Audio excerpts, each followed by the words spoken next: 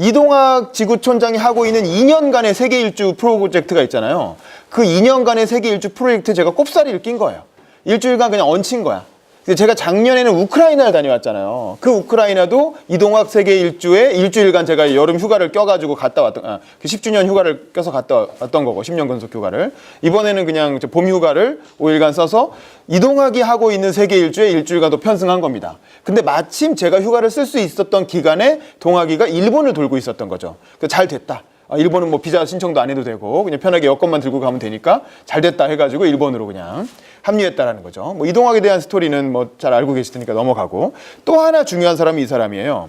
이 김보람 씨라는 분인데, 이분이 한국인 여성 최초로 일본의 마쓰시다 정경숙의 숙생이 되신 분이에요.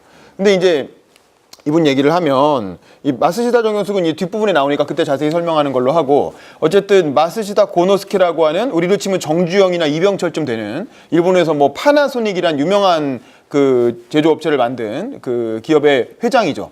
그 양반이 돌아가시기 전에 10년간 자기 사재를 털어가지고 한 700억 정도를 털었다고 해요. 우리나라 돈으로 700억인지 7천억인지 뭐 하여간 그 털어서 그걸로 이제 그 정치 경제인, 그 일본의 정치 경제 분야의 리더를 키워내는 정경숙, 일종의 이제 학교를 세운 거죠. 사설학교. 그래서 이제 이걸 운영하는데, 이게 되게 당연히 일본 사람들이 많이 가지 않았겠습니까? 근데 여기에 한국인으로서, 특히 여성으로서 최초로 입교를 한 거예요. 이전에 한국인 남성도 있었다고 하는데 그 사람은 인턴이었다고 해요. 그러니까 정식 숙생은 아니고 인턴 숙생이라고 해서 요번에 받아보니까 실제로 인턴이라는 게 있긴 있더라고요. 그래서 인턴 숙생으로 활동하셨던 분이 있고, 정식 숙생으로는 외국인 최초였다고 해요. 그래서 이분이 여기에 들어가게 된 계기도, 작년에 재작년에 이동학이 처음 마쓰시다 정경숙을 갔을 때 그걸 통역하는 이렇게 통역요원으로 같이 붙어서 마쓰시다 정경숙을 이제 돌아보다가, 그때 이제 이거 외국인도 들어갈 수 있느냐 그랬더니 외국인은 안 된다는 조항은 없다. 그래요? 그래가지고 언제까지, 근데 그 지원이 내일까지가 마감이었던 거예요. 그 해의 지원이. 그래서 우연히 그래요? 해가지고 그때 이동학이 엄청 이제 권유를 한 거지. 뭐 일본에 원래 이 친구가 사회교육학과로 박사과정을 다니면서 일본에서 강의를 하려고 와서 이제 일본 대학에서 강의하는 학생이었는데, 대학원생. 근데 이제 뭐 할 거냐, 이번 기회에 한번 가봐라, 마쓰시다 알게 됐으니까. 그래가지고 진짜 엄청 고민을 하다가 그래 에라 모르겠다 하고 한번 지원을 했는데 덜컥 합격을 해서, 그 다음에부터 아예 직업을, 원래 이제 교수 지망이었던 거죠. 원래 학자의 길을 가다가 중간에 이제 정치인으로 확 진로를 바꿔서 마쓰시다 정경숙 숙생으로 지금 이제 1년을 마치고 2학년째 지금 다니고 있는 거예요. 그러니까 이 친구가 사실은 동학이가 김보람 씨를 연결을 했고, 김보람 씨가 일주일간의 여행 계획을 다 짜준 거야. 그 이분은 또 이게 사회교육학과였고, 원래 일종의 도시개발 지역재생 있잖아요. 마을재생. 이게 이분의 전공 분야였던 거예요. 그래서 일본의 그런 다양한 마을재생 프로젝트에 대해서 완전 꿰고 있는 사람이고, 그래서 본인이 잘 아는 이제 일본의 어떤 그런 그 곳들, 그런 스팟들을 탁탁 찍어가지고 일정을 쫙 잡아준 거지. 그래서 우리는 이 김보람 씨가 잡아준 일정대로 돌아다닌 거예요. 일주일간. 그러니까 동학이하고 나는 이제 같이 묻어서 이렇게 다닌 거죠. 그래서 어쨌든 되게 제가 작년에도 잠깐 일본을 다녀왔는데, 그때는 어머니가 칠순이어서 그때는 도쿄의 관광지 위주로, 그래서 이제 오다이바 가서 이제 실제 실물 크기 건담 뭐 이런 거 보고 주로 이제 뭐 이것저것 뭐 기념품 사오고, 그러니까 작년에 관광은 그리고 고궁 가고 뭐 가부키 보고 전형적인 일본 관광 여행이었다면, 요번에 갔다 온 그 여행은 관광이라기보다는 일종의 출장 개념의 일본 사회를 우리가 이해하는 어떤 출장 개념의 여행이었다, 이렇게 이해하시면 될 것 같습니다. 그래서 우리가 일본을 볼 때 어떻게 봐야 되느냐로 생각을 해볼 때, 우리가 흔히 일본 하면 뭐가 떠오르세요? 한국 사람들은 일본 하면 뭘 떠올리냐면 일단 이걸 먼저 떠올려요. 일본 하면 이제 구한말 군국주의 떠오르잖아요. 우리 미스터 션샤인에 나왔던 여기 모리라고 하는 캐릭터, 그 다음에 뭐 이토 히로부미도 나왔었고, 또 일본군, 우리나라에 와서 막 만행을 저질렀던 뭐 일본군들의 모습이랄까, 그리고 일제시대로까지 이어지는, 그러니까 우리는 일본한테 당했던 그 트라우마가 국민들의 마음속에 워낙 깊이 담겨있기 때문에 일본 하면 떠오르는 게 군국주의, 그렇죠? 그리고 또 나중에 최근에 아베 정권이 들어오면서 다시 또 군국주의화, 우경화되고 있다. 일본 정치인들의 망언, 이거에 많이 꽂혀 있어요. 그래서 일본 하면 군국주의적인 나라, 우경화된 나라, 나쁜 놈들. 일단 기본적으로 이런 인식이 있죠. 적대감이 확 들어요. 일본 하면 떠오르는 첫 번째 생각은 적대감. 두 번째는 뭐냐면 이거. 일본은 뭔가 되게 야동이 많은 나라, 야동의 나라, 성진국. 그래가지고 이분은 유명한 시미켄이라는 그 일본의 남자 AV 배우잖아요. 여기 계신 분들도 아마 남성분들은 거의 다 아실 거고 여성분들은 뭐지? 이러면서 이제 모르실 텐데 이분이 요즘 유튜브 채널 개설해갖고 한국어로 이제 한국에 진출하기 위한 유튜브 채널을 개설해서 활동하고 계신데, 아니, 한국에서는 AV가 불법인데, 일본처럼 하는 AV는 불법이잖아요. 일본은 직접 하니까. 근데 이제 그 한국에서 자꾸 진출하려고 뭐 시도를 하고 계신데, 재밌었던 게 이번에 제가 일본 여행 갈 때 비행기를 탔을 거 아닙니까? 비행기를 타는데 이제 그 비상구 쪽 있잖아요. 비상구 쪽 자리에 앉으면은 앞에가 좀 넓잖아요. 대신 이제 사고 나면 그 앞에서 이제 좀 도와줘야 되고. 근데 비상구 쪽 자리에 앉았는데 제가 이쪽 라인에 앉았는데 이쪽 라인에 어디서 많이 본 것 같은 분이 앉아 계신 거야. 이거 근데 이 사람이 있는 것 같은 거야. 이 사람이 한국 자주 왔다 갔다 하시거든요. 그래서 근데 이게 얼굴에 마스크를 쓰고 있고, 근데 머리 모양도 그렇고 딱 이 사람 얼굴이라 해서 맞는 것 같은데, 그러니까 혹시 그분이 물어볼 수도 없고, 그래서 상당히 혼자 좀 이렇게 궁금해했던, 이제 뭐 아닐 수도 있고요. 제가 잘못 본 걸 수도 있고 비슷한 사람일 수도 있겠죠. 그러니까 그리고 또 하나 떠오르는 건 뭐냐면 원전 사고. 야, 일본은 뭐 후쿠시마 원전 터져갖고 방사능 오염돼서 다 망하는 거 아니야? 뭐 일본 열도 침몰한다는데 나중에 뭐 몇 좀 지나가면 없어질 나라 아니야?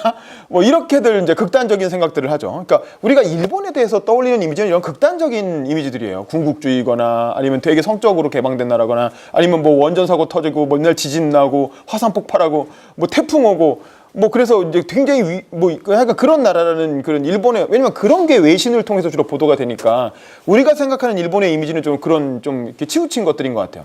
근데 제가 요번에 이제 도시재생을 테마로 해서 일본을 돌아본 결과 좀 기존에 우리가 언론을 통해서, 저도 언론인이지만 언론을 통해서 보지 못했던 그런 새로운 일본의 모습을 많이 보게 된 것 같아요. 그래서 그런 걸 좀 위주로 소개를 드리고 싶고, 그래서 제가 일단 이게 여행한 순서대로 이제 쭉 구성을 해봤는데, 제가 첫날 밤에 이제 일요일 밤에 비행기를 타고 갔잖아요. 그래서 밤 11시, 12시가 다 돼가지고 그 공항이 하네다 공항에 내렸고, 딱 12시 반에 내리니까 이제 이동학하고 김보람이 먼저 와서 저를 기다리고 있었어요. 그래서 그 5시간 반을 기다렸다고 하더라고요. 그래서 김보람 씨가 자기가 누군가 타인을 5시간 반을 기다린 건 생전 처음이라고. 그래서 죄송합니다 이러면서 이제 그냥 그 사람이 나를 안내를 해줘야 되니까 이제 기다린 거죠. 동학이가 온 시간하고 제가 온 시간이 5시간 차이가 났던 거예요. 그래서 이제 어쨌든 5시간이나 기다려서 저를 맞이했는데, 그래서 처음에는 요코하마 지역으로 갔어요. 그러니까 우리로 치면 서울과 인천 사이쯤 되는, 경기도 어디쯤 되는 지역인 것 같아요. 부천이나 뭐 이런. 그 지역으로 가서 거기서 이제 에어비앤비, 동학이가 좋아하는 에어비앤비로 1박을 하고, 그리고 다음날 아침에 이제 그 김보람 씨가 우리를 에스코트 해주기로 했으니까 김보람 씨랑 만나기로 약속을 잡고 집 앞에 딱 나와서 제일 먼저 본 풍경이 이거예요. 그러니까 일본은 제가 봤을 때 지방선거 시즌이에요. 지방선거 시즌. 근데 이게 뭐냐면 선거 그 포스터 있잖아요.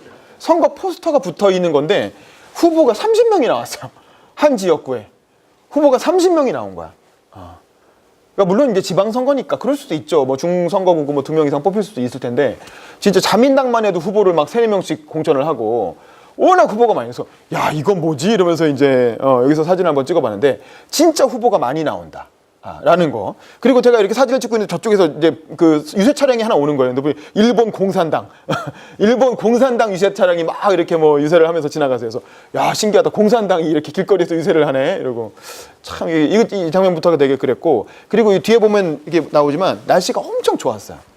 진짜 너무 화창하고 미세먼지가 진짜 하나도 없는 거야.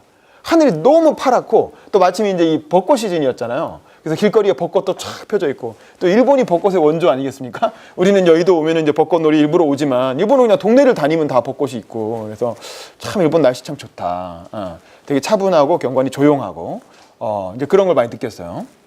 근데 왜 이렇게 일본이 날씨가 좋을까? 왜 이렇게 미세먼지가 없을까? 물론 이제 중국으로부터 오는 미세먼지를 우리가 다 막아주는, 이제 뭐 우리가 뭐 미세먼지 다 먹어준다는 거 아닙니까? 이제 뭐 이런 것도 있지만 일본을 가보니까 이제 한국에 없는 게 있어요. 그게 뭐냐면 이게 마마 자전거라는 건데, 이게 엄청나게 많아요. 길거리 가면 이게 엄청나게 많아요. 그러니까 아주머니들이, 그러니까 애 키우는 엄마들이 애를 앞에 하나 뒤에 하나 2명씩을 태우고 이렇게 자전거를 타고 다니는 거야. 그러니까 우리나라에서는 엄마가 애들 태우고 자전거 타고 다니는 거 본 적 있어요? 길거리에서? 우리나라에서는 절대 그런 일이 없잖아요. 우리나라는 기본적으로 자동차 문화인 거예요. 모든 이동을 다 자동차를 갖고 하죠. 그래서 우리가 결혼하면 무조건 다 자동차 사잖아요. 결혼 미혼일 땐 자동차가 없던 사람도 결혼하면 무조건 자동차 사죠. 자동차 없으면 어떻게 애 키워? 이런 얘기를 하잖아요. 애들 다 자동차로 이동하는 문화란 말이야. 근데 일본은 다 자전거로 댕겨요. 이게 엄마가 이렇게 애 자전거 앞뒤로 딱 태우고 그리고 길거리 다 다니는 거예요. 그러니까 이 얘기는 뭐냐면 도로가 자전거 위주로 돼 있다는 거야. 도로가 자전거 위주로. 자전거 도로가 엄청나게 잘 돼 있어요. 그 인도가 있고 자전거 도로가 있고 그 다음에 차도가 있는 거야. 그래서 기본적으로 이렇게 딱 이렇게 구분이 돼 있고 사람들이 웬만하면 다 자전거로 이동한다. 그렇죠. 여기 밑에 전동차로 돌아가잖아요. 이게 힘드니까 전기로 굴리는 거야. 그러면 차는 어떻게 하느냐? 차는 다 경차예요.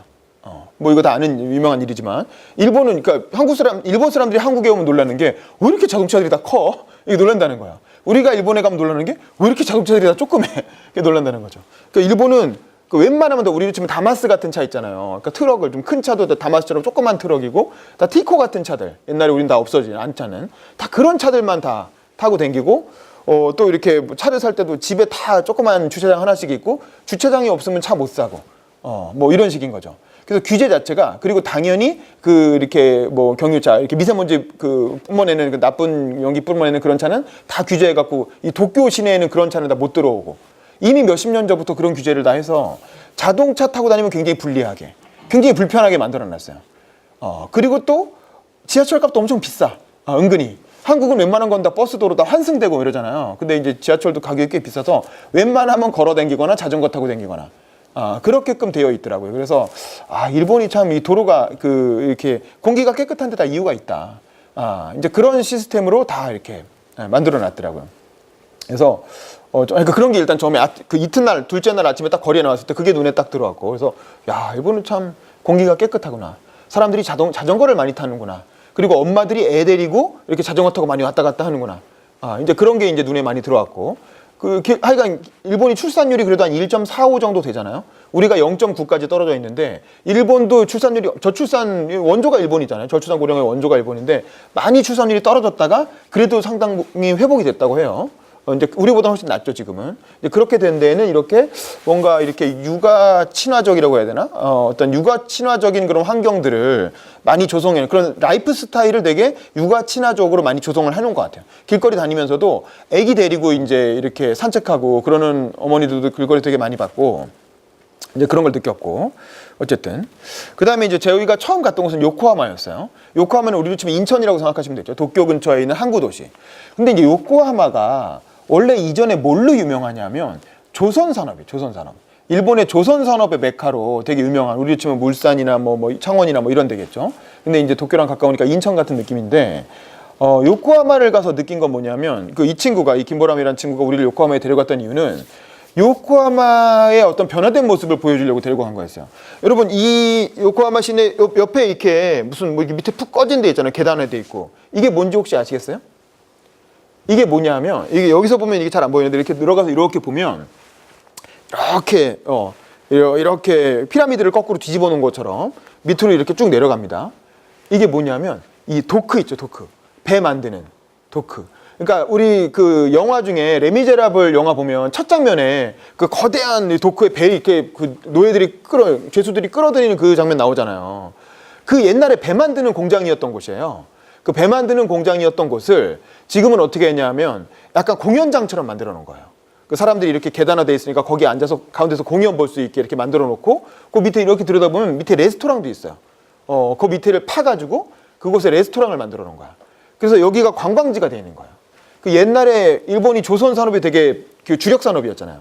그러다가 일본의 조선 산업이 몰락하면서 한국이 그 조선의 메카로 넘어왔잖아요. 그러면 그 몰락한 산업을 어떻게 했을까? 그거를 이제 일본은 관광지화하고 있는 거죠. 그래서 야 이거 되게 신기하다. 그런 걸 봤는데 그걸 또 하나 잘 볼 수 있는 게 뭐냐면 이 빨간 벽돌 창고라고 하는 거예요. 아카렌카 창고라는 곳인데 여기 보면 이제 이게 요코하마 항구의 옛날에 일종의 물류 창고였던 거죠. 이제 배가 드나들면서 물건을 이렇게 쌓고 뭐 이렇게 했던 곳인데 이게 옛날에 그 물류 창고의 모습을 외형은 그대로 유지하고 있는 거야. 그 물류 창고인데 지금 내부 근데 여기를 상가로 바꾼 거예요. 상가로. 그래서 이제 밤에는 이렇게 돼요. 밤에는 이제 야경을 켜가지고 사람들이 이제 막 이게 밤에 오면 되게 그러니까 요코하마가 야경이 진짜 예뻐요. 그래서 웬만하면 요코하마를 가보실 거면 밤에 가보세요. 그럼 이런 식으로 기존에 있었던 공간들을 관광지화해서 바꿔놓은 것도 많고 요코하마가 또 대관람차가 되게 유명하죠. 엄청 크잖아요.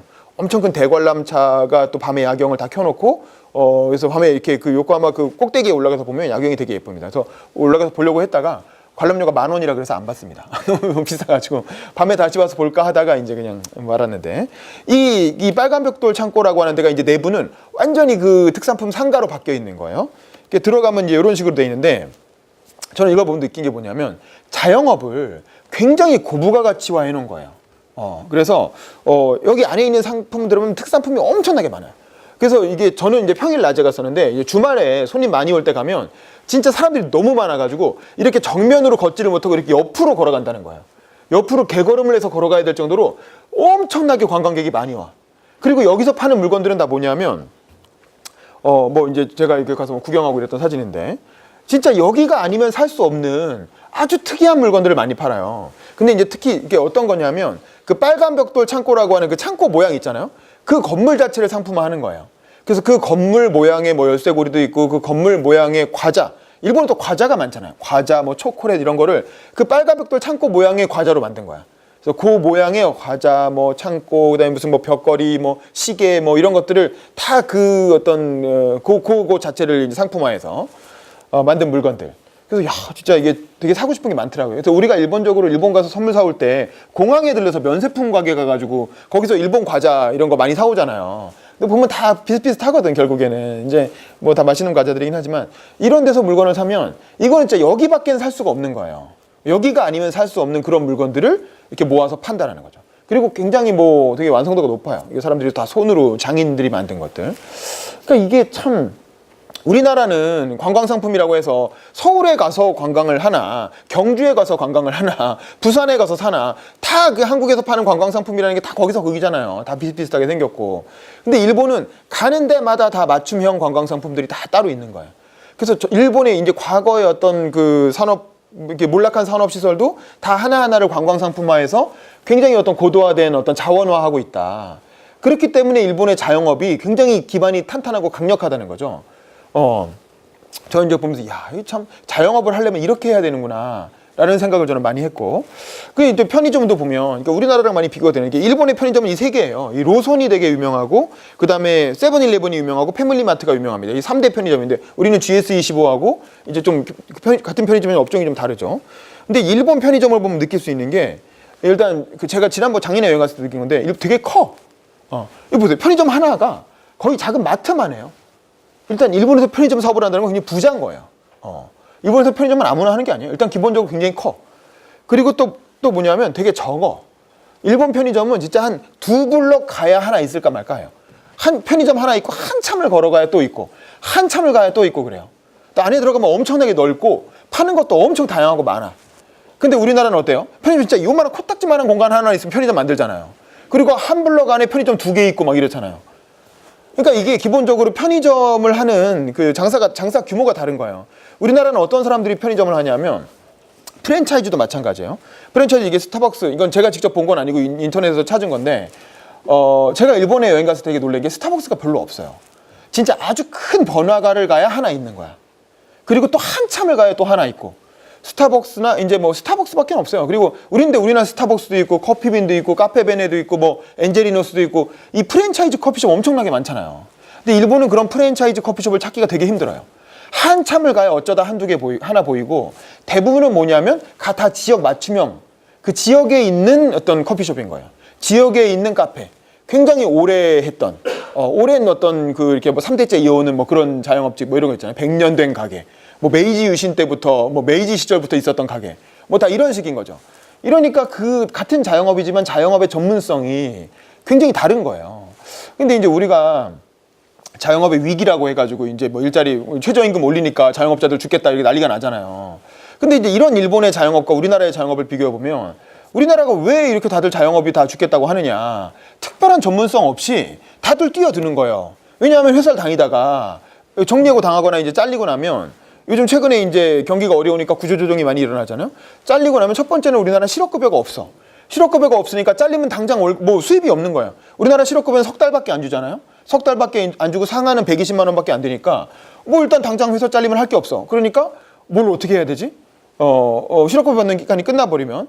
그리고 또 우리는 뭐 평생교육이나 이런 거 뭘 재교육 받을 수 있는 시스템도 없잖아요.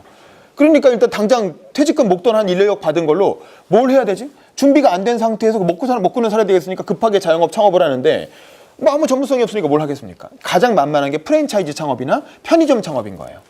그렇게 되면 편의점이나 프랜차이즈 창업을 하게 되면 당연히 자기가 전문성이 없는 상태에서 로열티, 그러니까 기존 원청 업체가 만들어준 매뉴얼대로 들어갈 수밖에 없고, 그러면 이제 그 창업주가, 그 업주가 가져가는 거는 적어지고, 그리고 로열티 많이 뺏기고, 그 다음에 이제 최저임금이라고 해서 직원들 월급 줘야 되고, 그리고 나면 자기한테 남는 건 얼마 없는 거죠. 근데 그에 비하면 일본의 자영업자들은 그 사람이 아니면 할 수 없는 업을 하고 있는 거예요. 그 사람이 아니면 팔 수 없는 물건을 팔고 있는 거고. 그러니까 이제 고부가 가치화되어 있고 물건을 더 비싸게 팔아도 팔리고, 그리고 또 자기가 가져가는 몫이 커지고, 그러니까 더 오래 간다. 뭐 그런 생각이 들었어요. 그리고 프랜차이즈는 대형화돼 있고 굉장히 이제 부자들이 하는 어떤 그렇게 사업인 거죠. 하여간 뭐 길거리 보면서 그런 걸 느꼈습니다.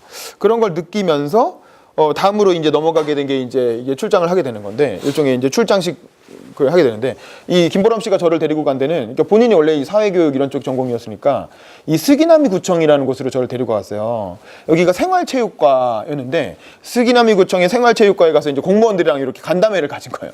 근데 여기를 우리를 왜 데리고 갔나 이렇게 봤더니 이게 뭐냐면 이 공무원들이 구에서 부활동을 지원하는 거예요. 부활동, 이제 그 스기나미 구 안에 있는 중고등학교들 있잖아요. 특히 중학교들. 중학교의 부활동을 지원하는 사업을 하는 부과와 이제 저희 미팅을 가진 거예요. 그리고 관련된 이제 교수님이 와가지고 이제 연결해 주는데, 부활동이라는 게 뭐냐면 학교 동아리를 말하는 거예요. 중학교, 고등학교에 있는 동아리 활동 있죠. 우리 일본 만화 보면 일본 애들은 학교 들어가면 4월에 축제하고 거기서 막 부원 모집을 하잖아요. 막 미친 듯이 막 길거리에서 와보세요 하면서 막 모집을 하잖아요. 이게 뭔가 이렇게 봤더니 일본은 학교를 들어가면, 중고등학교를 들어가면 중학교부터 고등학교 때까지 6년간 부활동을 해요. 오후 한 3시부터 5시까지 2시간 동안 매일 월화수목금토일 매일 하루에 2시간씩 부활동을 하는 거예요. 전교생이 다. 근데 그 부활동이라는 게 뭐냐면 운동이에요. 운동 주로. 야구부, 축구부, 농구부 뭐 이런 거 있죠. 그래서 야구부들은 그 부활동을 열심히 해갖고 어디 나갑니까? 갑자원이라고 들어보셨죠? 갑자원, 고시엔. 이 갑자원이라고 하는 전국 야구 대회가 있는 거예요. 그래서 일본 갑자원 하면 엄청나게 유명하잖아요. 전 세계로 TV로 생중계되고, 거기서 갑자원에서 스타로 떠오르는 사람들이 뭐 이치로나 이렇게 아주 유명한 프로 선수 되잖아요. 근데 그게 우리나라 같으면 엘리트 체육이라 그래서 그냥 딱 그걸로 먹고 살 애들만 하잖아요. 아예 그걸로 대학하고 그걸로 먹고 살 애들만 그걸 한단 말이야. 근데 일본은 전 국민이 다 그걸 하는 거야. 그래서 농구를 하든 야구를 하든 축구를 하든, 혹은 이제 궁도라고 해가지고 일본 전통 그 화살 양궁 있죠. 우리는 일본 국궁이죠. 그걸 배우는 사람들도 있고, 유도부, 뭐 가라데부, 뭐 이런 식으로 주로 체육 활동 위주예요. 체육 활동 위주로 해서 엄청나게 많은 부활동이 있어. 그 부활동을 해서 아니 우리 같으면 상상 못, 이거 왜 하는 거야? 아니 그럴 시간 있으면 공부해야지. 우리는 이 시간에 뭘 해요? 방과 후 학교라 그래서 공부하잖아요. 모자라는 공부, 국영수 과목을 심화해서 배우던가, 아니면 뭐 특별활동이라 그래서 뭐 바이올린이나 뭐 이런 거 배우긴 하지만 대부분은 보충 수업이죠, 솔직히. 교과 과정을 보충 수업하는 걸로 방과 후 학교를 운영하잖아요. 그리고 이제 학교에 수업이 안 열리는 그런 어떤 뭐 외국어라든가 이제 그런 공부를 배운단 말이야. 근데 일본은 거의 다 체육 활동 위주로 돼 있고, 그거를 이제, 그래서 이거 몇 프로나 이걸 했더니 90%가 이걸 한다는 거야. 그래서 그 중에 이제 그래서 그걸 안 하고 집에 가는 사람은 한 10% 정도밖에 안 된다는 거예요. 그러니까 대부분은 이 90%가 이 부활동을 하고, 그래서 제가 이제 그 옛날에 보면 만화 중에 슬램덩크란 만화 있잖아요. 슬램덩크 만화 보면 기억나세요? 그 만화 스토리 보면 채치수라고 고릴라처럼 생긴 주장이 2학년 때까지 빡세게 이제 농구를 막 하다가 3학년 되니까 은퇴하잖아요. 왜 은퇴? 이제 난 고3 됐으니까 이제 공부해서 대학 가야지 이러고 은퇴한단 말이야. 근데 우리는 이해가 안 되잖아요. 우리 같으면은 그렇게까지 빡세게 체육했으면 당연히 그걸로 대학 가야지. 그걸로 고3 때까지 열심히 해가지고, 그 다음에 이제 대학에서 스카우트 돼서 대학 가서 그걸로 프로 가고, 뭐 이런 걸 생각할 텐데, 그게 아니라 걔는 그냥 취미 활동인 거야. 취미 활동을 그렇게 빡세게 한 거야. 그리고 나서 고3 되면 은퇴하고, 그 다음에 이제 2학년들한테 물려주고. 그러는 거죠. 그 일본은 전 국민이 다 이렇게 미친 듯이 부활동을 하는 거야. 그래서 이거는 무슨 프로그램이냐면, 부활동을 하는데, 저출산 고령화 때문에 이게 선생님들이 좀 이렇게 부활동을 전담을 하는 거예요. 선생님들이 거기 보면은 그 슬램덩크 만화에 보면 그 이렇게 맥도날드 할아버지처럼 생긴 선생님 나오잖아요. 그 선생님이 그 부활동을 그 전담을 하는데 선생님들이 너무 빡센 거예요. 이 부활동이 매일 2시간씩 남아서 이 부활동을 챙겨줘야 되니까 너무 힘든 거예요. 그래서 이것 때문에 너무 힘들어서 교사들이 막 교사란 직업 자체가 기피 직업이 될 정도로 우리는 상상할 수가 없잖아요. 교사가 얼마나 하고 싶어하는 직업입니까? 근데 일본에서는 이 부활동 담당하는 것 때문에 너무 힘들어서 교사들이 못하겠다 그래서 옛날에 이 부활동을 빡세게 했던 그 지역 주민들이 있죠. 지역 주민들 중에 직장인들, 직장인 회사 다니는 사람들인데 자기가 나온 모교에서 이 부활동 담당 교사를 해줄 사람들을 이 구청에서 모집을 하는 거야. 구청에서 그 지역 주민을 모집을 해서 학교랑 매칭해주는 사업을 하는 거예요. 그리고 그걸 담당을 하면 이 구에서 교통비 정도를 지원해 주는 거야. 자원봉사인데 교통비로 한 몇만 원 정도, 한 5, 6만 원 정도 주겠죠, 회당. 그렇게 해가지고 교통비를 지원해주는 그런 사업을 담당하는 생활체육과의 공무원들과 우리를 면담을 잡아준 거예요.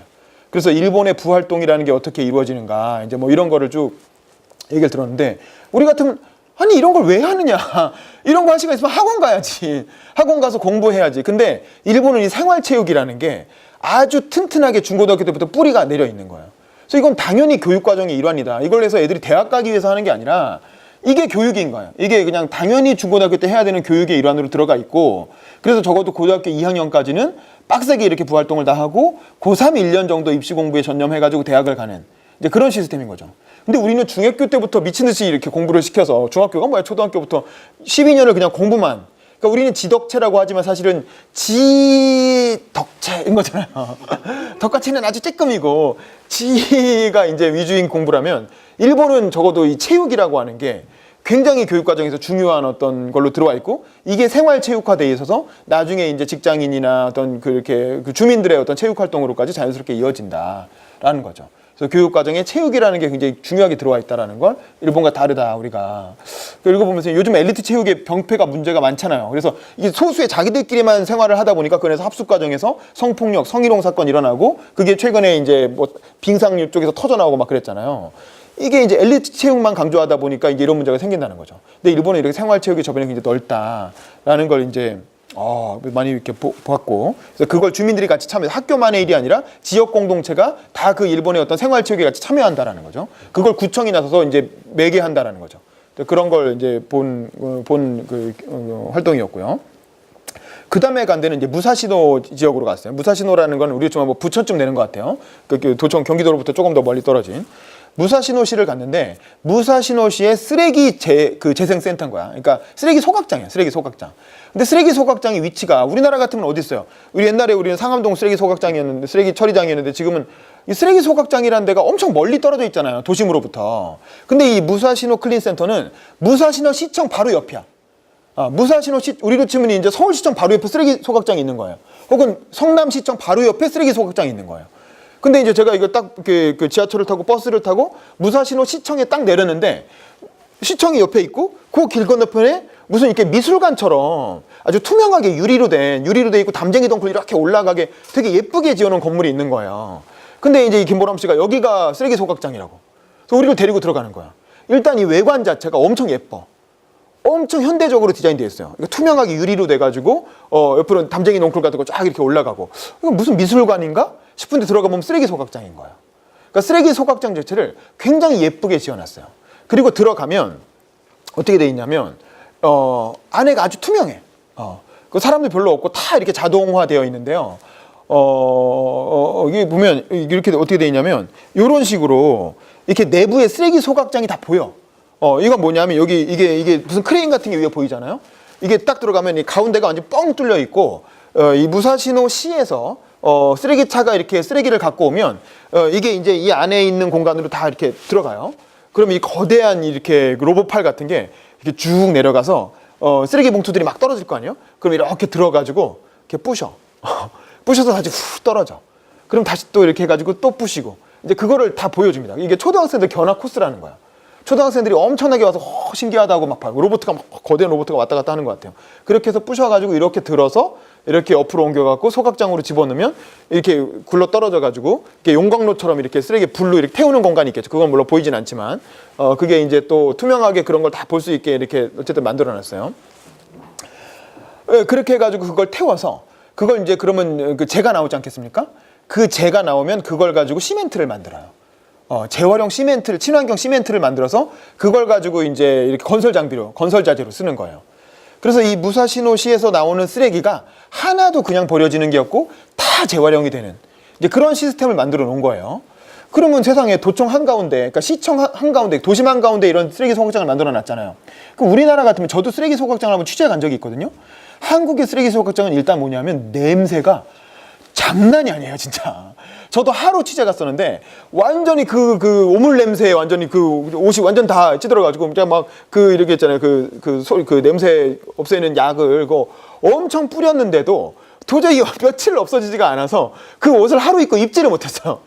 그 정도로 진짜 엄청나게 냄새가 심하거든요. 근데 여기는 진짜 깜짝 놀란 게 냄새가 하나도 안 나. 정말 외부에서 이렇게 볼 때는 냄새가 하나도 안 나요. 근데 물론 이게 이 공간 안을 엄청나게 첨단 기술로 다 밀봉을 해놓은 거예요. 그래서 물론 이 내부로 들어가면 내부에 있는 사람들은 마스크 쓰고 다녀요. 방독면 쓰고 들어가요. 그 정도로 이 내부에서는 엄청나게 냄새가 심하죠. 당연히 오물이니까.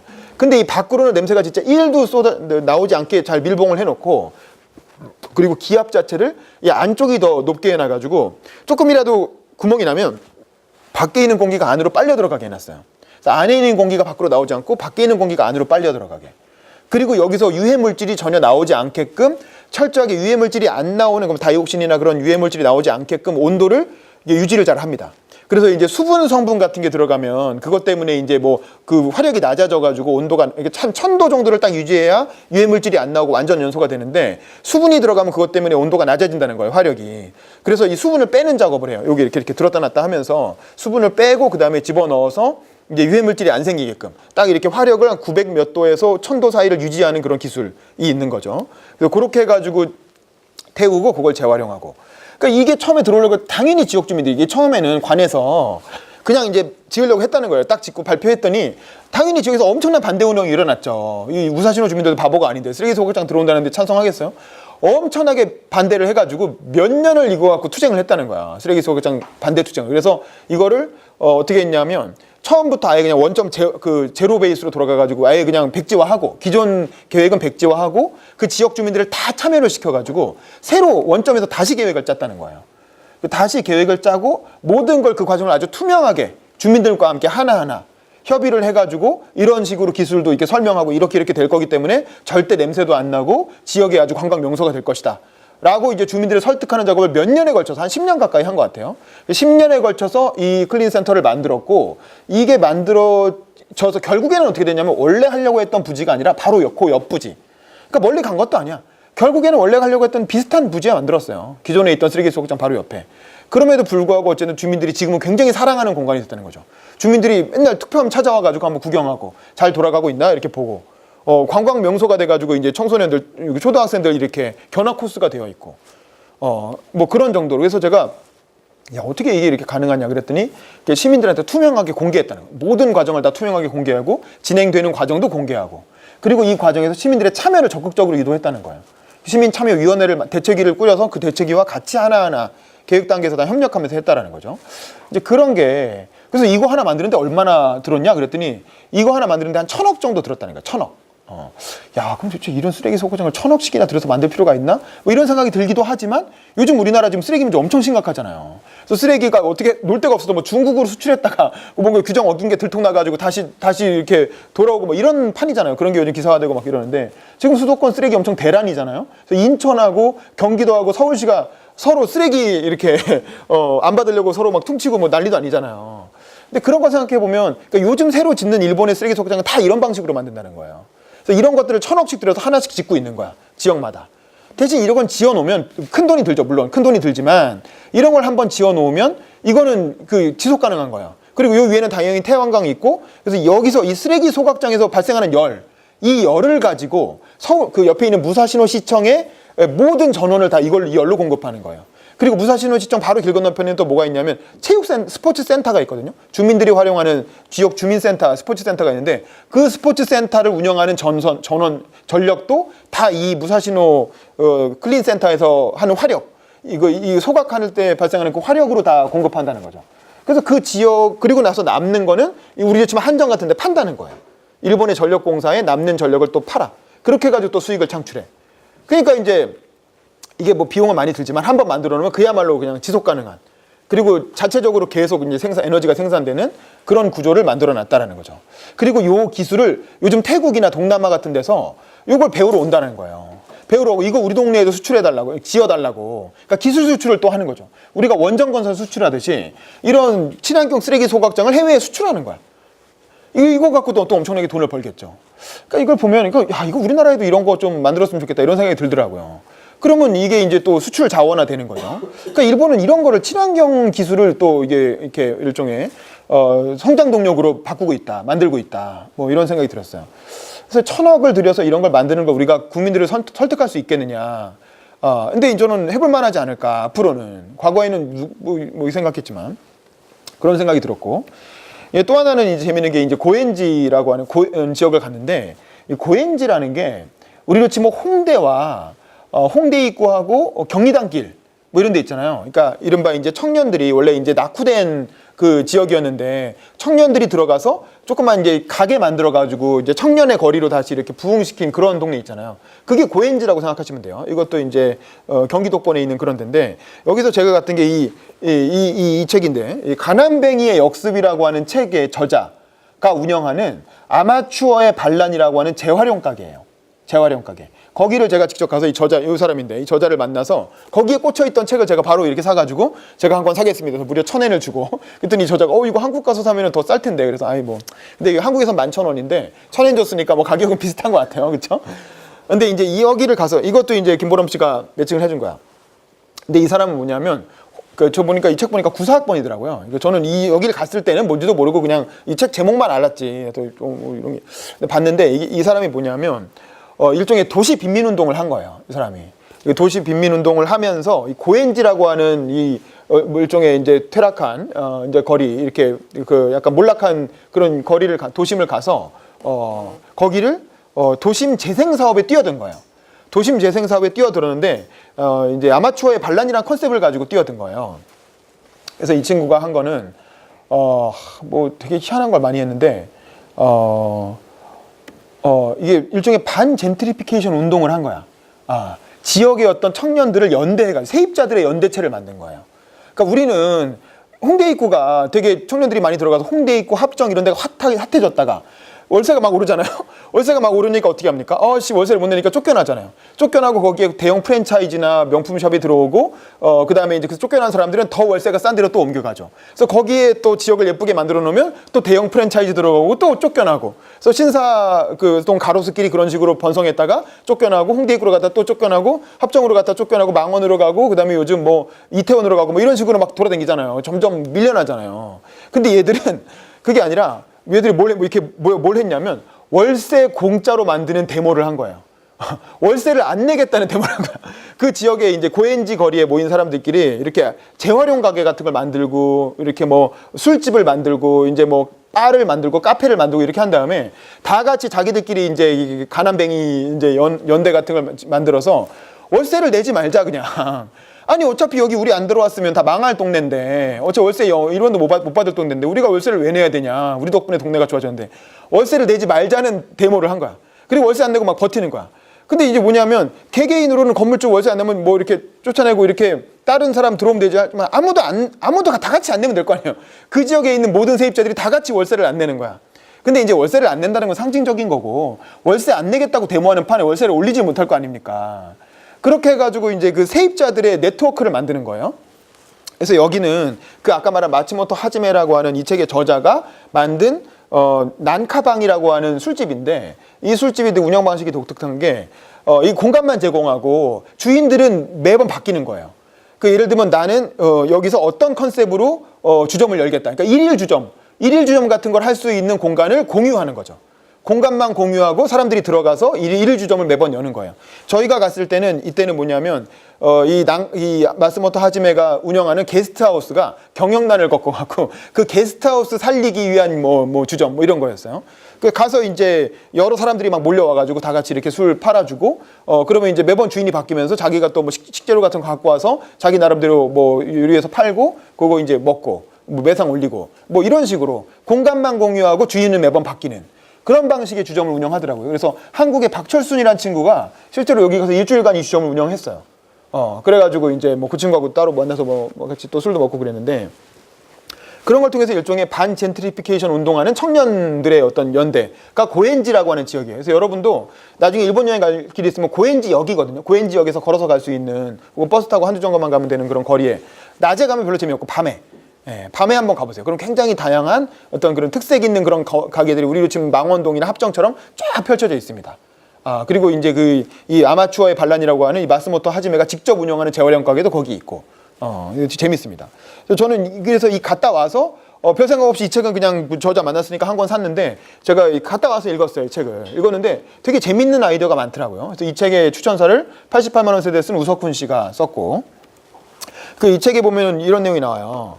반란의 바이블이라고 이제 이 책을 표현했는데, 그래서 빨리 노동 현장에서 도망을 나와서 자기들의 커뮤니티를 만드는 게 좋아요. 결국 이 사회는 아무리 돈을 받아도 죽을 때까지 전부 돈을 탈탈 써버리게 하는 시스템이니까요. 뭐 이런 표현이 나오거든요. 이게 저자 인터뷰를 보면. 그래서 일본에서는 뭐 이렇게 나중에는 뭐 돈을 모아갖고 마지막에 남은 돈을 갖고 자기 무덤을 산다는 거예요. 할아버지 자기 무덤을 사서 무덤까지 사놓고, 야, 나 무덤 좋은 거 샀다 이러고 죽는다는 거예요. 특히 뭐 하는 짓이냐라는 거예요. 돈이라는 거 모아놔봤자 마지막에는 결국 한 푼도 못 가져가는데 뭐하러 돈을 모으느냐. 돈을 모으지 말고 그냥 가난뱅이로 살아라 이거야. 가난뱅이로 살면서 서로 협력해라 이거야. 서로 협력하고 물건 공유하고 재활용하고, 그렇게 살면 얼마든지 안 굶어 죽고 산다는 거죠. 그래서 그 가난뱅이들이 서로 도움해서 살 수 있는 지역의 네트워크, 지역의 공동체, 지역의 연대를 통해서 이런 자본주의 사회의 어떤 상업주의 사회에 저항하자, 부자들과 싸우자, 뭐 이런 컨셉으로 이 가난뱅이의 역습이라고 하는 책을 냈고, 아마추어의 반란이라는 프로젝트를 지금도 운영을 하고 있는 거죠. 되게 재밌다 라는 생각을 했고, 근데 우리나라는 이 청년 사업가들이 그런 데 들어 다 개별적으로 흩어져 있잖아요. 그래가지고 월세 올리면 다 꼼짝없이 쫓겨나 버리잖아요. 근데 그러지 말고 서로 모여서 연대하자. 그 연대에 답이 있다. 이제 뭐 그런 활동을 하고 있는 그런 친구였고, 되게 재밌었어요. 그 다음에 이제 또 갔던 거는, 이제 그 다음에는 이제 그 지방선거 기간이라 그랬잖아요. 그래서 선거운동을 참관을 했어요. 이 김보람이라는 친구가 또 마쓰시다 정경숙 숙생이고 정치 쪽 활동을 하는 친구니까, 그래서 갔던 게 뭐냐면 지역정당이 하는 선거운동을 참관을 한 거야. 여기는 가나가와 네트워크라고 하는 정당인데, 여러분 가나가와 네트워크라는 정당 들어본 적 있어요? 일본 정당 하면 자민당 생각나고 민주당 생각나고 뭐 공명당, 뭐 창가학회가 하는 뭐 그런 거 생각나죠. 우리가 배운 건 그런 정당들이잖아요. 가나가와 네트워크라는 정당이 있는 거예요, 일본에. 그럼 가나가와 네트워크는 도대체 뭐야? 이건 지역 정당인 거야, 지역 정당. 우리나라엔 그런 게 없죠.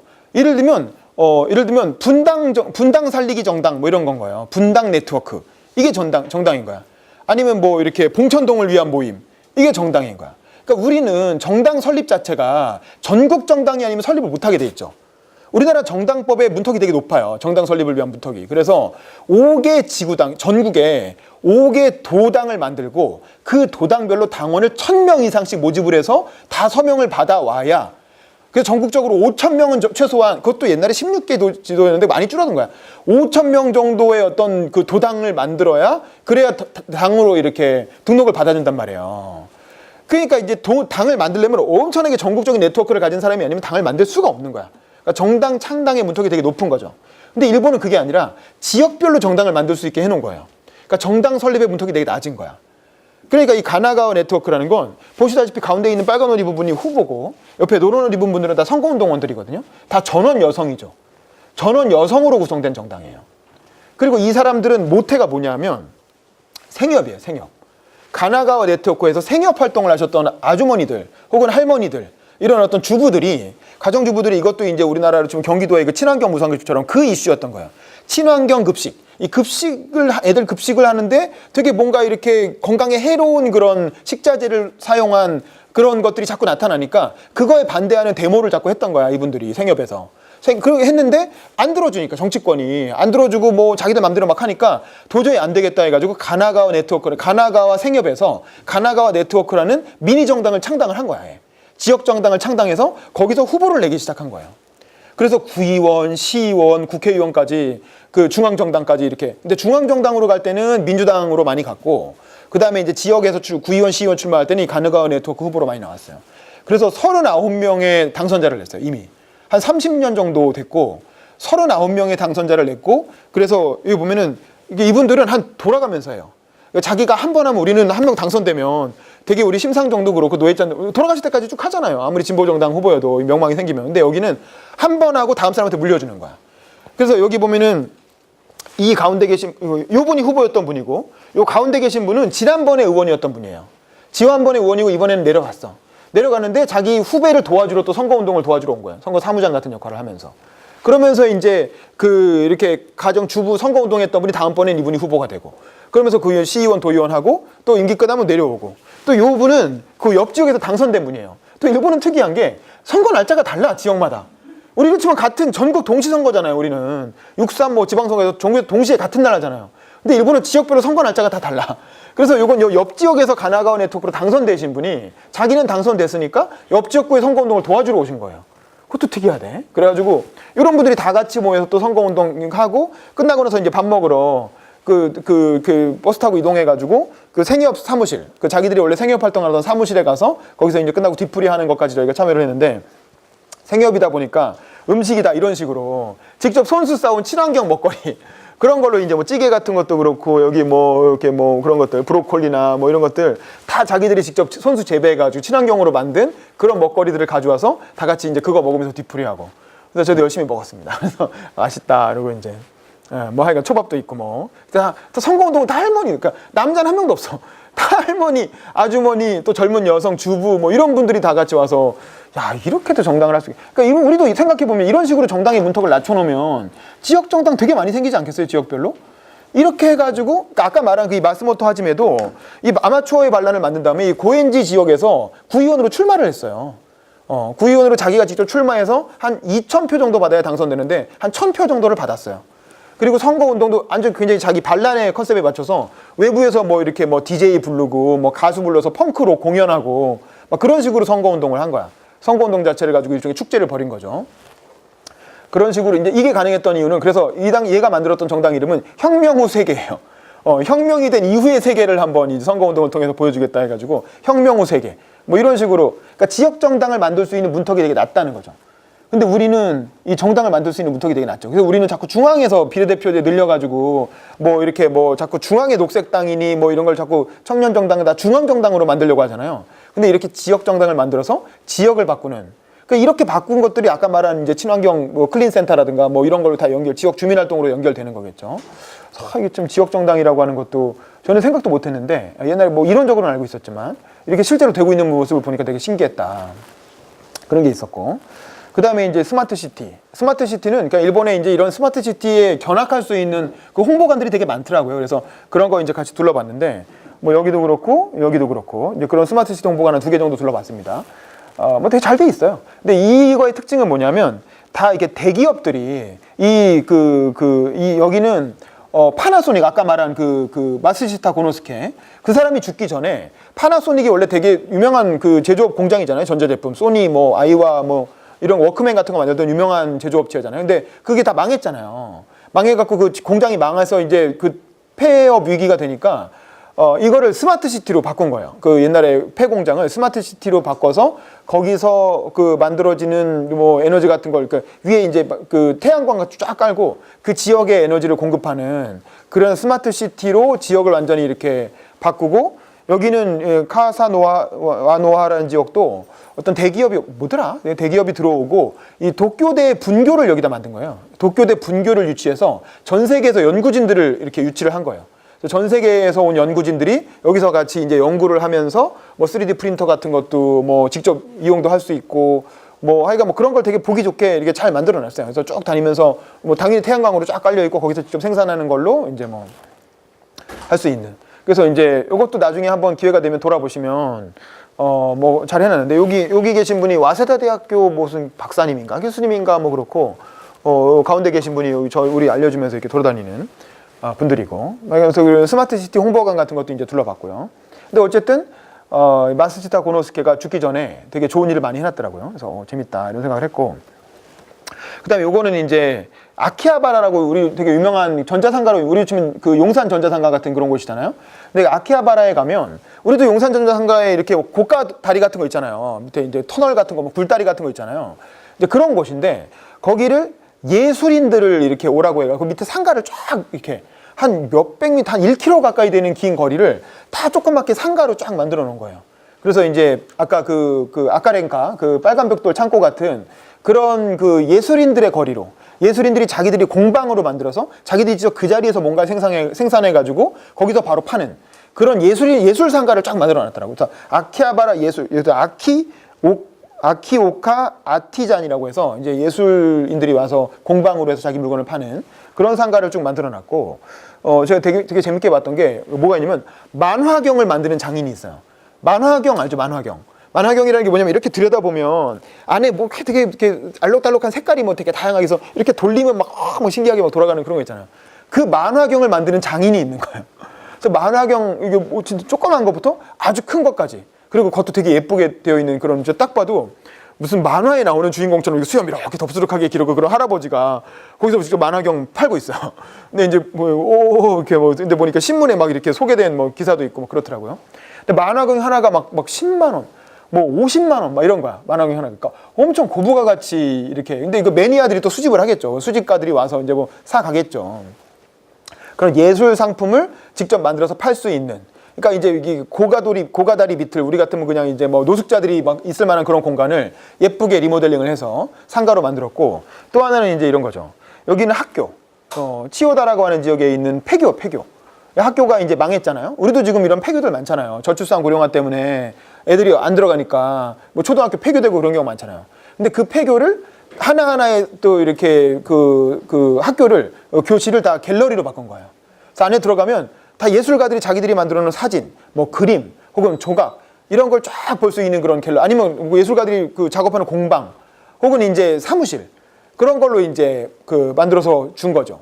그래서 들어가 보면 지금도 위에서 뭐 무슨 행사한다고 옥상에서는 그런 거 뭐 마켓 같은 거 만든다고 뭐 이렇게 뭐 천막 치고 막 하고 있었고, 그러니까 쭉 돌아다니면 되게 볼거리가 많았어요. 그런 예술가들을 위한 청년 예술인들이 뭔가 이제 무료로 공간을 활용할 수 있는 그런 걸로 많이 바꿔놨더라고요. 이것도 아키하바라에서 걸어갈 수 있는 거리에 있는 이제 그런 거였어요. 우리나라도 이렇게 폐교되는 학교들이 되게 많이 나올 텐데 그런 공용 공간들을 어떻게 활용할 것인가, 그런 걸 자영업과 연결시켜서 되게 고부가 가치화해서 활용하는 방법들을 많이 연구를 해봐야 되겠다. 우리나라에서 비슷한 게 뭐냐면 서울시에서 금천구에 한울중학교라는 곳이 비슷하게 폐교됐어요.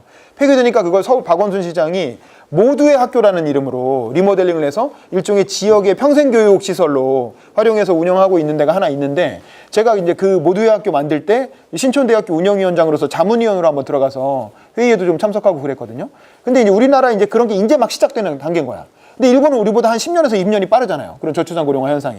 그러니까 일본은 이미 그런 것들을 10년, 20년을 거치면서 재활용하는 방법들을 여기저기서 찾아낸 거죠. 그래서 그런 것들을 뭐 이렇게 돌려다니면서 많이 볼 수 있었다. 그 다음에 이제 이거는 콕이라, 이제부터 마쓰다 정경숙 얘기로 넘어가는데, 이 친구는 이제 콕이라고 하는 마쓰다 정경숙 출신의 이제 청년 정치 지망생이에요. 이 친구가 이제 동학이랑도 작년에 왔을 때 친해졌고, 이제 김보람 씨랑은 또 같은 정경숙 출신이니까 친하죠. 이 친구를 만나서 이제 저녁을 먹으면서 수다를 떨기로 했는데, 이 친구가 갑자기 그 약속을 빵꾸를 낸 거야. 그래서 이제 그날 얘를 만나러 갔어야 되는데 얘가 약속을 빵꾸 내는 바람에 그냥 우리끼리 모여서 우리 그 에어비앤비 집으로 가가지고 우리끼리 밥 먹고, 그런데 이 친구가 너무 미안하다면서 다음날 일정을 잡아줬는데, 무슨 일정을 잡아줬냐면 아베 총리 영부인 면담을 잡아준 거야. 이 친구가. 그러니까 이 친구는 자민당 쪽으로 정치를 하려고 했던 친구인 거예요. 그래서 그날 약속을 왜 빵꾸 냈냐면 걔가 만나려고 했던 모임에 아베 총리가 온 거야. 그래갖고 아베 총리랑 만나는 모임이 돼버린 거야, 그 모임이. 근데 우리 같은 외국인들을 갑자기 데려갈 수가 없잖아요. 그래서 우리를 킬시키고 우리는 오지 말라고 미안하다고 하고 약속을 빵꾸 내고, 빵꾸 냈으니까 너무 미안하잖아. 그래서 다음날 아베 영부인을 그 총리 공간을 우리를 초청을 한 거야. 그래서 내가 갑자기 총리 공간을 가게 된 거야, 다음날. 이 콕이라는 친구가 소개를 해줘갖고. 그래서 아베 총리 영부인 만났어요. 근데 이게 나 깜짝 놀랐어요. 이게 뭐지? 이러면서. 이 실제로 여기가 이게 뭐냐면 우리 지금 청와대 영빈관 같은 곳이에요. 일본 총리 공간에 영빈관에 가면 이 계단, 이게 뭐냐면 총리로 취임하면 총리들이 턱시도를 입고, 약간 꼬리 달린 그 턱시도를 입고 다 같이 이렇게 총리 공간에 딱 줄을 서가지고 내각 장관들, 내각 대신들이라 그러잖아요. 대신들이 딱 임명이 되면 단체 사진 찍는, 그 전통적으로 일본 내각이 딱 출범하면 단체 사진 찍는 그런 공간이에요. 우리나라 청와대 영빈관 거기에 가가지고 근데 지금은 고이즈미 총리 때까지 여기에 쓰고 지금은 쓰지 않는다는데 거기에 가서 이제 이 아베 유키오 그 여사와 이제 티타임을 하고 끝나고 나서 이제 여기 가서 이렇게 사진을 찍은 거죠. 그래서 이제 그때 이 아베 총리 영부인 만났다는 얘기를 얼마든지 해도 되긴 되는데 다만 이 사진은 SNS에 올리지 말아달라라고 해서 네 알겠습니다 했는데 이건 SNS 아니니까 유튜브에는 올려도 되는지 안 된다고는 안 했으니까 그러니까 유튜브로 말하는 건 괜찮아. 그러니까 말하는 건 괜찮은데 사진을 쓰지 말아달라 그랬는데 어쨌든 뭐 이건 뭐 SNS에는 안 올리고 여기서 처음 공개하는 겁니다. 아베 총리 영부인을 만났어. 그래서 이제 이분이 되게 딱 이분이 아시죠? 한국에는 무슨 그 비리에 휘말렸잖아요. 이게 이렇게 학교를 허용하는 데 있어서 약간 좀 싸게 해줬는지 뭐 그래가지고 비리에 휘말려서 지난 총선 때 굉장히 논란이 됐었잖아요. 그랬는데 운 좋게 어쨌든 총선을 압승하는 바람에 그냥 대충 넘어갔죠. 근데 그분인데 만나보니까 어떤 스타일이냐면 딱 김정숙 여사야. 스타일이 그 문재인 대통령 영부인 김정숙 여사랑 똑같아요. 아주 친근하고 아주 부침성이 되게 좋은 그런 이제 아주머니 스타일. 그래서 개인적으로 김정숙 여사랑도 엄청 친하다는 거예요. 그래서 김정숙 여사랑 한 번인가 두 번 만나는데 너무 금방 가까워져. 아주 성격이 똑같아. 완전히 이렇게 있잖아요. 사람들이 이렇게 참견하기 좋아하는 아줌마. 그래서 아주 마음씨도 이렇게 되게 착하고 친근하고 자상하고. 그래서 우리한테도 어찌나 이렇게 친한 척을 하시는지. 그래서 이제 그러더라고요. 그러니까, 아니, 이렇게 김정숙 여사랑 우리 둘이 만나면 진짜 한일 관계가 금방 좋아지는데, 왜 남자들만 나서면 문제가 이렇게 복잡해진다고 그러면서. 그래서 일본에서도 되게 인기가 많은 사람이었는데, 이제 최근에 그 논란이 있었죠. 그래서 요즘은 조금 근신하고 계신 것 같아요. 근데 그러면서 어쨌든 뭐, 되게 뜬금없이 아베 영부인 만나고 왔다라는 거. 한국말 되게 좋아요. 아주 친한국, 그래서 거의 앞부분의 인사말은 거의 한국말로 다 했어요. 그래서 이제 그리고 한국 문화를 되게 좋아해요. 그래서 그 친한파 인사인 거야. 그래서 왜 이렇게 한국말을 잘하세요? 그랬더니 자기는 한국에 관심이 있었던 게 아니라 북한에 관심이 있었다는 거예요. 그러니까 한국에서는 일본에서는 북한 문제가 되게 심각하잖아요. 특히 북한의 그 납치자 문제. 그래서 자기가 한국말을 언젠가 한 번은 꼭 북한에 가보고 싶었다는 거예요. 북한에 갔을 때 통역하는 사람이 북한 사람하고 대화를 할 때 그러니까 북한 측이 붙여준 통역을 할 거 아닙니까? 그러니까 그 통역하는 사람이 혹시 통역을 왜곡할까 봐. 그래서 자기가 직접 한국말을 배워가지고 그 통역을 통하지 않고 직접 북한 사람들과 대화를 하고 싶어서 그래서 한국말을 배웠다는 거예요. 근데 이제 아주 능숙할 정도는 아니고 그냥 인사말 정도 하는 수준인데 그래도 굉장히 어쨌든 한국말을 많이 해줘서 되게 친근했다. 짧은 시간이지만. 의료용 대마 인사에 아베 총리가 크론병 환자라서 본인이 컨퍼런스 뭐 그렇더라고요. 그래서 되게 아주 활동적인 분과 뜬금없이 만났다. 뜬금없는 아베 총리 영부인 면담을 하고 왔고 그리고 나서 이제 마지막으로 마쓰시다 정경숙을 간 거예요. 이게 이제 제가 마지막 일정이 마쓰시다 정경숙이었고 목요일 밤에 이제 마쓰시다 정경숙에 딱 한밤중에 도착해가지고 이제 딱 사진을 찍은 겁니다. 사진을 찍고 들어가서 그날 밤에 바로 잤어요. 일단 정경숙이 원래는 처음에 마쓰시다가 살아있을 때는 한 학년이 30명이었어요. 그래서 4학년이니까 3, 4, 12 해가지고 120명이 있는 공간이었던 거야. 그러니까 처음에는 그래서 기숙사 그 공간이 되게 넓었겠죠. 그래서 한 공간당 이제 4명씩 이렇게 들어가는 그런 공간을 만들었는데 이게 마쓰시다가 돌아가시고 나니까 이게 투자가 많이 줄어든 거죠. 그래서 그 마쓰시다가 적립해 놓은 돈에 이자를 가지고 운영하려다 보니 그래야 지속 가능할 거 아닙니까? 그러니까 이자를 갖고 운영하려다 보니까 그 숙생을 많이 줄였어요. 숙생을 많이 줄여서 한 학년당 한 4명에서 5명 정도로 줄였어요. 옛날에 30명이었다가. 그래서 지금은 인원이 많이 줄어들었죠. 대신 어쨌든 그 지원은 한 사람당 200만 원씩. 그 월 200만 원 정도의 그 활동비를 매달 지원을 하고 있고 월급을 주는 거예요. 우리는 이런 데 들어가려면 저희가 등록금 내고 들어가잖아요. 그게 아니라 그 합격만 되면 월급을 200만 원씩 주면서 공부를 시키는 거죠. 그리고 정경숙으로 합숙하는 시스템이니까 주거비도 안 들고 밥도 다 공짜로 주니까 생활비도 안 들고 그러면서 월 200만 원씩 지원을 받는 거야. 그래서 2학년까지는 합숙을 하고 3, 4학년은 외부 활동을 해요. 그러니까 연수를 떠나는데 국내 연수든 해외 연수든 본인이 선택하면 연수 자금을 얼마인가 뭐 1,000만 원인가 뭐 이 정도를 연수 자금을 지원을 해줘요.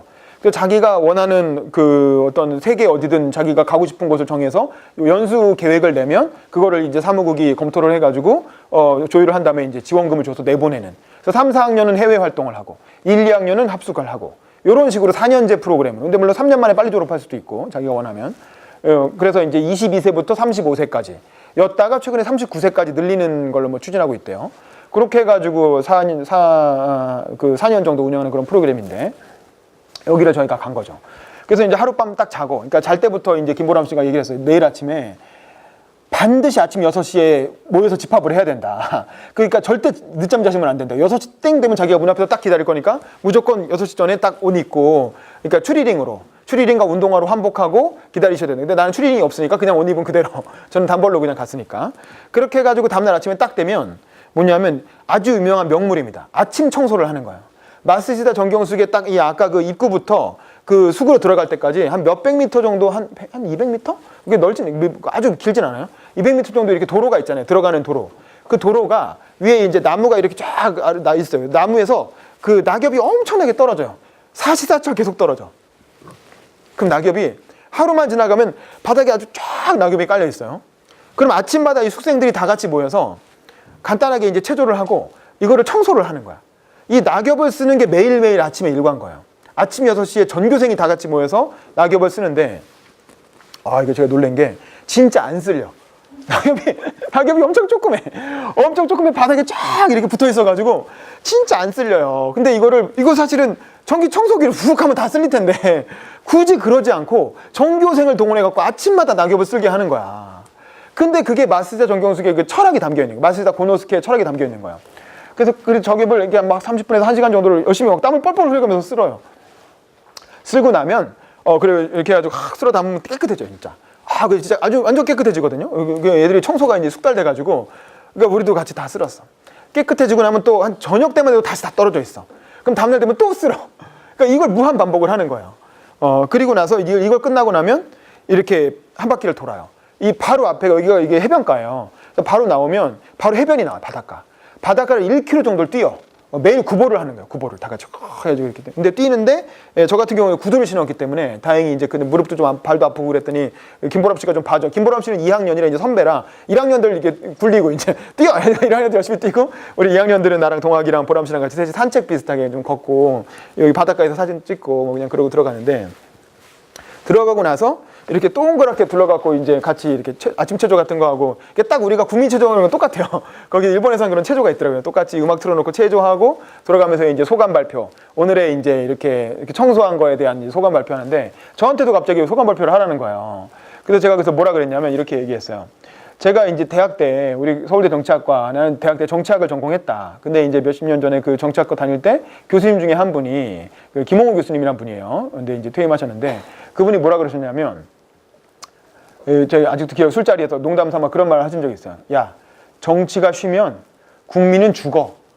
이런 말을 하신 적이 있거든요. 제가 그 말이 되게 인상이 깊었는데 그 얘기는 뭐냐면 정치라는 것 자체가 이 낙엽을 쓰는 것 같은 일인 거예요. 끊임없이 이걸 쓸어도 끝이 없고 다시 또 다음날 되면 다시 낙엽이 있고 또 쓸어도 또 떨어져 있고, 그러니까 이게 끝이 없는 일이라는 거야. 근데 그래도 누군가는 하지 않으면 안 되는 일이라는 거죠. 얼마든지 기계로 쉽게 쓸어버릴 수 있지만 이 정경숙생들한테 직접 낙엽을 쓰려고 한 고노스케의 어떤 의미가 있는 것 같다. 그래서 그 노무현 대통령이, 한국의 노무현 대통령이 돌아가셨는데 그분이 돌아가시기 전에 이런 말을 했다.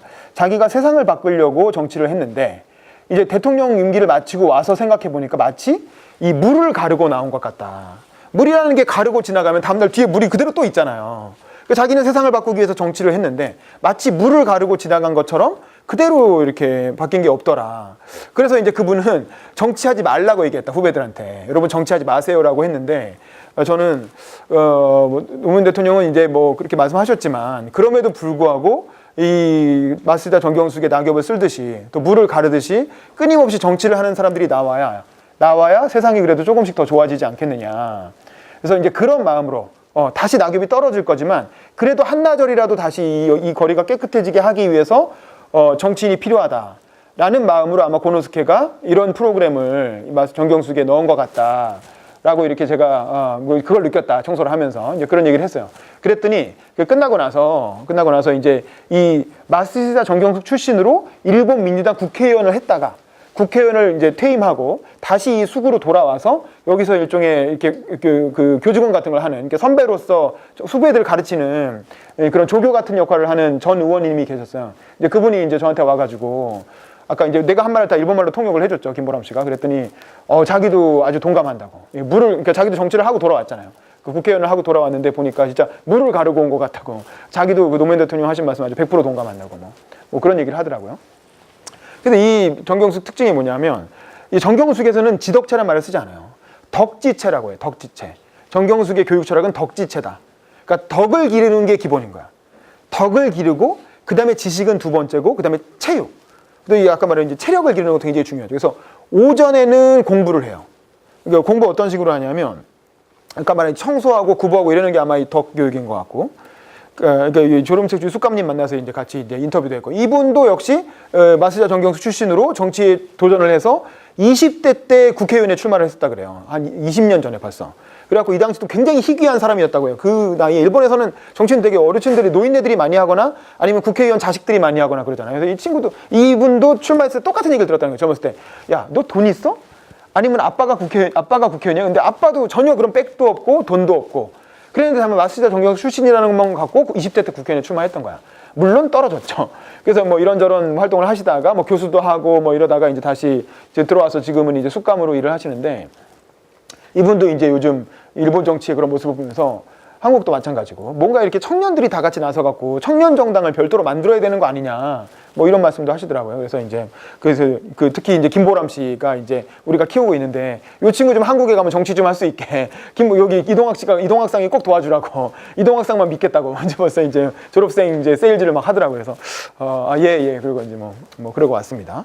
그리고 나서 이제 수업에 직접 들어갔어요. 그러니까 이 아까 그 숙감님이 하시는 수업에, 숙감님이 교수인 수업에 들어가서 우리가 같이 참여를 한 거죠. 그러니까 이런 강의실 자체가 원탁형이에요. 그러니까 이게 일방적으로 배우는 게 아니라 배우는 사람이나 가르치는 사람이나 다 평등하다는 거죠. 그래서 원탁형 교실이고, 인원도 뭐 한 학년이 3명, 4명밖에 안 되니까 이게 전교생이 다 모인 거예요. 실제로 전교생이 다 모인 거고, 그다음에 2학년도 있는데 2학년은 지방선거 시즌이라 다 지금 선거 나갔어. 그러니까 선거운동 경험하러 다 나간 거예요. 자기가 출마했거나 아니면 출마한 사람 도우러 나갔거나. 그래서 2학년 중에는 남아있는, 이거 김보람 씨는 일본 사람이니까 자기가 선거를 나갈 일이 없잖아요. 그래서 김보람 씨만 이 기간에 시간이 비어서 우리를 에스코트 해준 거고, 나머지 김보람 씨의 동기들은 다 선거 경험을 하러 나가 있었고, 그래서 지금 1학년만 있었던 거예요. 그래서 1학년들이 하는 리더십 수업인가 뭐 그런 강의에 들어갔는데, 거기에 이제 동학이가 1일 강사로 들어간 거예요. 동학이는 2년간 세계 일주를 했으니까 또 청년 정치인. 그래서 자기가 세계 일주하면서 느낀 점을 가지고 한 30분 정도 미니 강의를 하고 질의응답하고, 이제 그걸 제가 들어가서 사진 찍은 건데, 여기 보면 마스시다 고노스케 사진이 있고, 다 같이 둘러 앉아서, 그리고 모든 수업은 촬영을 해요. 모든 수업은 다 촬영해서 기록으로 남기고 있고, 뭐 재밌더라고요. 여기 앉아 있는 애들이 이제 숙생들. 근데 이제 이 마스시다 정경숙 이렇게 해서 오전에는 그걸 하고, 오후에는 다도나 검도나 뭐 유도 이런 거 있잖아요. 그래서 그런 식으로 이제 체육 활동, 오후는 체육 활동, 오전은 이제 공부. 이런 식으로 기본적으로 커리큘럼이 짜여 있고, 이제 마무리인데, 그 마스터 정경숙에 가면 뭘 배우느냐. 그리고 또 이제 둘째 날은 우리뿐만 아니라 외부에서 또 손님이 왔어. 근데 또 특이하게 한국 손님이 온 거예요. 근데 누가 왔냐면, 이거 좀 웃긴데 여기 얘기를 안 했는데, 함승희 전 의원이라고 혹시 아세요? 함승희 전 의원. 얼마 전에도 논란이 있었잖아요, 이 양반도. 그 비서 데리고 가가지고 비서한테 뭐 카드 줘서 그게 이제 뭐 그 비서랑 무슨 불륜 관계가 아니었냐라는 논란이 있었던. 근데 뭐 자기는 아니라고 했죠. 근데 그 분이 그 단체에서 또 견학을 온 거야. 어떻게 알았는지. 그래갖고 그분이랑 같이 이제 마스자 정경숙에 대한 개략적인 소개를 듣는 그런 시간을 가졌는데, 그러니까 이게 한국 손님들이 오니까 마스자 정경숙 꼭대기에다가 태극기를 이렇게 걸어준 겁니다. 의전 뜻으로. 그래서 같이 가서 정경숙 소개도 같이 듣고, 이제 뭐 그런 걸 하고, 이제 전체적인 개요 또 설명 듣고 이제 돌아왔는데, 그리고 또 이런 식으로 야외에 이제 연설 연습하는 공간이 있어요. 야외에. 그래서 이제 되게 널찍해요. 그래서 여기 저 의자마다 한 명씩 앉는 거야. 한 명씩 수생들이 앉고 학생들이 앉고, 돌아가면서 여기 무대 위에 올라가서 연설을 하는 거야. 육성으로. 여기 무슨 뭐 마이크가 있겠어요? 앰프가 있겠어요? 그냥 육성으로 연설을 하는 거야. 육성으로 연설을 하면 이게 학생들이 같이 듣고 이제 코멘트하고 첨삭해 주는 거죠. 그러면서 이제 이런 식으로 연설을 훈련하는 그런 또 이렇게 야외 공간 이런 게 또 있더라고요. 그래서 이것도 좀 특이하다. 한국에선 이런 거 없죠. 그랬는데 그 마스시다 정경숙 갔다 그러면 되게 뭐 배워? 뭐 이런 얘기 막 커리큘럼이 뭐야? 이런 얘기를 하잖아요. 근데 제가 보니까 느낀 게 뭐냐면, 마스시다 정경숙은 일단 기본적으로 교수가 없어요. 숙생만 있어요. 숙생하고 교직원만 있고, 사무국이라 해서, 연수국이라 해서 교직원을 하고 숙생만 있고, 패컬티 교수가 없어. 패컬티 교수가 없고, 그럼 커리큘럼은 뭐냐? 커리큘럼도 없어요.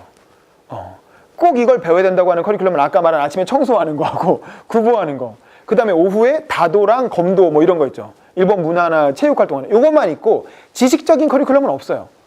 그럼 뭐 해? 뭐 하냐면 커리큘럼을 숙생들이 직접 짜. 숙생들이 나는 이런 걸 공부하겠다라고 직접 짜는 거예요. 그래서 그 커리큘럼을 지원해 주는 거야.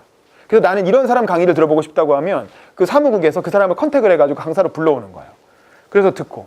그러니까 커리큘럼을 비워놨기 때문에 시대마다 커리큘럼이 달라지는 거예요. 그 시대마다 중요한 이슈가 다를 거 아닙니까? 일본이 해결해야 될 문제가 달라지잖아요. 그럼 그때마다 숙생들이 우리는 이런 부분을 배워야 됩니다. 이런 게 필요합니다 해가지고 자기들이 회의를 해서 직접 커리큘럼을 정하면 그걸 가지고 매번 커리큘럼을 바꾸는 시스템인 거예요. 야, 이거 참 신박하다. 한국은 그렇지가 않잖아요. 여러분, 이게 비슷한 게 뭐냐면 우리 멤버인 임하영이가 들어갔던 건명원이라는 거 있잖아요.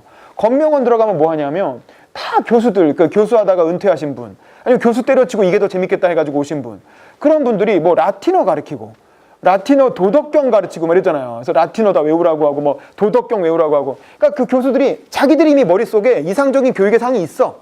그래서 야, 한국의 엘리트라면 이 정도는 배워야지. 이런 걸 딱 가지고 들어가서 그 교수를 지원하는 거야. 그래서 우리나라는 건명원 하면 교수가 떠요. 여시제도 마찬가지잖아. 여시제도 비슷한 컨셉인데 여시제도면 누가 떠올라요? 이헌재 떠오르죠. 이광재 떠오르죠. 이렇게 셀럽이 된 사람들이 거기 들어가서 교수랍시고 혹은 원장이니 뭐니 해가지고 그 사람들이 지원받는 시스템인 거야.